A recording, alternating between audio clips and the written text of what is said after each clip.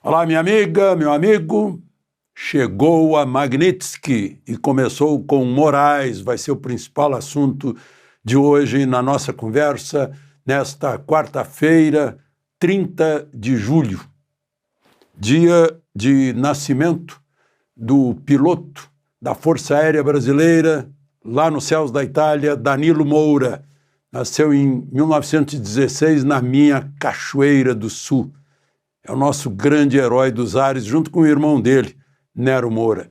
Danilo Moura tem um episódio, uma aventura que deu uma ópera, a ópera do Danilo. Ele foi abatido atrás das linhas alemãs e foi embora a pé por quase 400 quilômetros, uma história cheia de peripécias.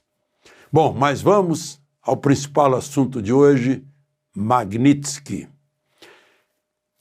Lembre-se de se inscrever antes disso e, ao final, de deixar o gostei ou não gostei.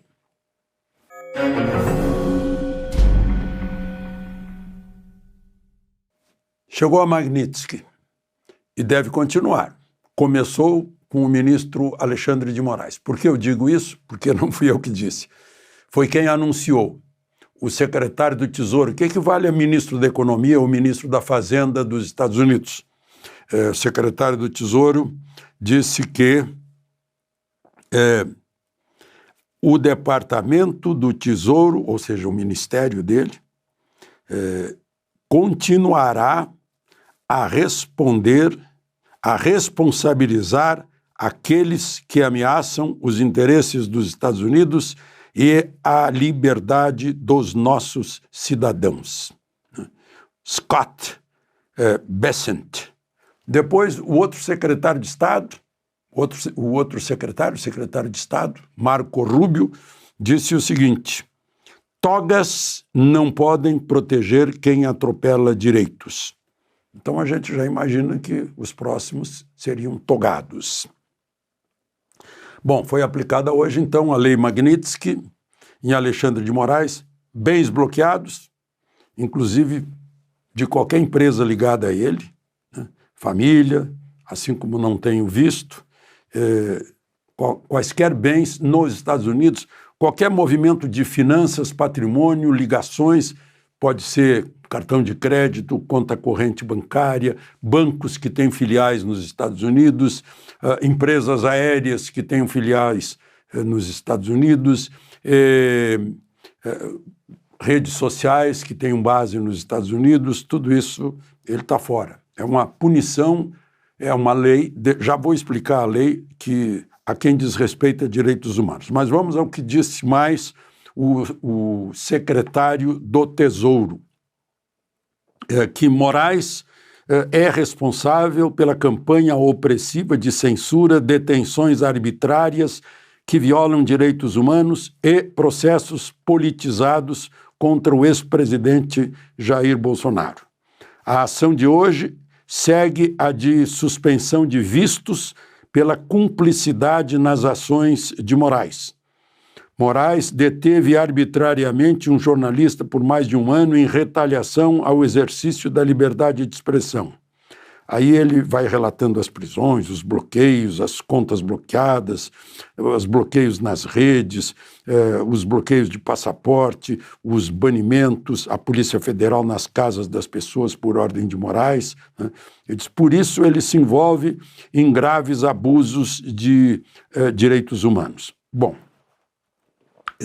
por que se chama Lei Magnitsky? O Sergei Magnitsky, um advogado, foi preso, torturado, foi deixado na prisão, né? Assim como Felipe Martins, como Mauro Cid, na tentativa de obter dele confissões que revelariam movimentos contra o governo do Putin, né?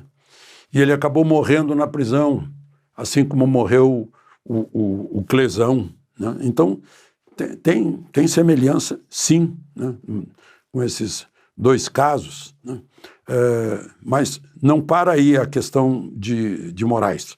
O Eduardo Tagliaferro, que se revelou agora que está na Itália, se sente liberado e disse hoje numa entrevista com o Luiz Ernesto Lacombe, que ele, claro que ele juntou todas as provas de ilegalidades de Moraes lá no Tribunal Superior Eleitoral, inclusive que dizem respeito às eleições de 2022, e que a cópia de tudo isso está com outra pessoa, para ele se sentir garantido.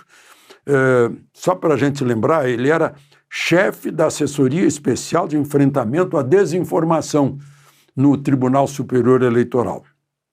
Ele foi afastado por um caso de violência doméstica, não tem nada a ver com o tribunal, né? Então, diz que não vai adiantar nada por hora. Bom, e outra questão, um grupo de 16 deputados europeus está entrando no Parlamento Europeu pedindo que a União Europeia também adote sanções contra Moraes, né, por flagrantes violações de direitos humanos e princípios democráticos. Isso coincide com o lançamento na Europa, mais exatamente em Lisboa, de um documentário sobre Moraes, do jornalista Sérgio Tavares, aquele que Moraes mandou deter no aeroporto quando ele foi para São Paulo para participar de uma manifestação na Avenida Paulista. A carta desses deputados europeus diz que um juiz no Brasil destrói a democracia a pretexto de defendê-la. Bom, foi no mesmo dia em que foi anunciado, agora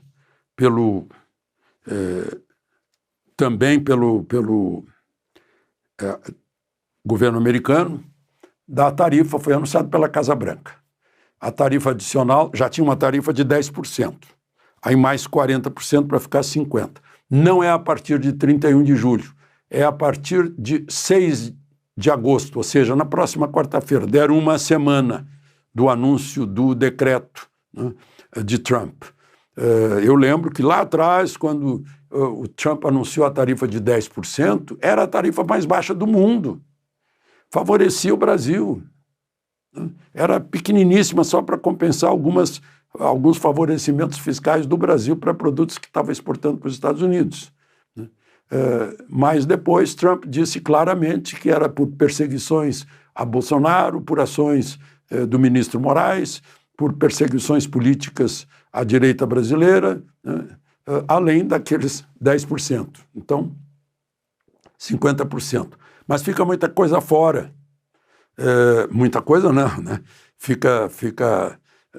Vai pegar café, vai pegar carne, né? Mas aviões da Embraer ficam fora. Suco fica fora. Né?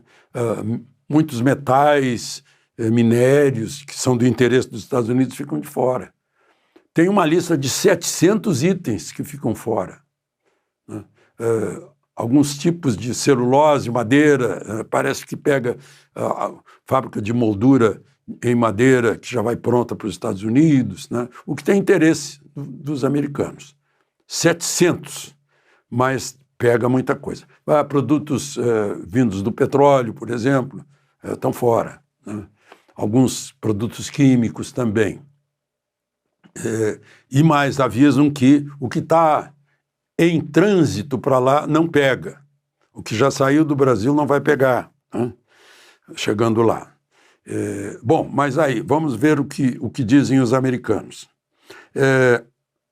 O anúncio. A partir da próxima quarta-feira, né? Por causa de ações que prejudicam empresas americanas, ações do governo brasileiro, e direitos de liberdade de expressão de cidadãos americanos, perseguição política, intimidação, assédio, censura e processos judiciais contra o ex-presidente Bolsonaro e seus apoiadores. Graves abusos contra direitos humanos e enfraquecimento do Estado de Direito no Brasil. Moraes é citado também lá nas tarifas, né? Nesse texto da Casa Branca, como responsável pelas ameaças, perseguir e intimidar milhares de opositores políticos, proteger aliados corruptos e suprimir dissidentes, frequentemente em coordenação com outros membros do Superior Tribunal Federal. E cita também o jornalista Paulo Figueiredo, que é processado no Brasil por declarações feitas em território americano, o que viola a primeira emenda que trata de liberdade de expressão nos Estados Unidos.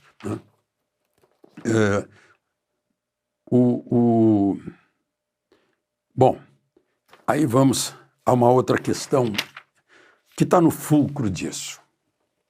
Sem planejamento estratégico, o Brasil agiu, o governo Lula agiu como se nada tivesse acontecido. Não fez nada. Dá a impressão que isso fortalece a tese de que Lula quer uma desculpa para o fracasso de seu governo e para se jogar nos braços da China. Um dos indícios. O nosso chanceler, ministro de Relações Exteriores, Mauro Vieira, estava nesses dias, segunda e terça-feira, agora, nessa semana, em Nova York, na ONU. Foi a Washington defender o Brasil? Não, estava defendendo o Hamas na ONU. Essa foi a troca, né? Uma troca semelhante à que Lula fez, outra significativa, nos 80 anos da vitória dos aliados, onde os quais está o Brasil. Em vez de festejar no Monumento aos Mortos, lá no aterro do Flamengo, ele foi festejar em Moscou. Um dia depois, poderia ter feito os dois, mas não fez nem o brasileiro, foi lá festejar com Putin a vitória da União Soviética. Bom, e tem outra coisa, né? Agora, no mesmo dia, Lula dá uma entrevista ao New York Times, né? Cujo título é "Ninguém desafia Trump como o presidente do Brasil". Como é que ele disse que queria negociar? Será que ele estava esperando que Trump tomasse a iniciativa de ligar? Aí ele repete tudo aquilo que a gente já ouviu, desde Trump nazi-fascista, lá, aquelas coisas todas, né? Nacionalismo de oportunismo, populismo antiquado, deboches a Trump. Ele chega a dizer que se Trump estivesse no Brasil, ele estaria respondendo a processo crime como Bolsonaro, pela invasão do Capitólio. E vejam só, todo dia debochava de Trump. Agora ele está dizendo que é o dia sagrado da soberania. Aí eu pergunto o seguinte, é o final do meu artigo em jornais, publicado hoje, nesta quarta-feira. O final, eu digo, é uma vergonha para nós que um presidente de outro país tenha que defender direitos fundamentais no Brasil, mesmo sem ter jurado defender a Constituição, como Lula jurou. De Brasília, Alexandre Garcia.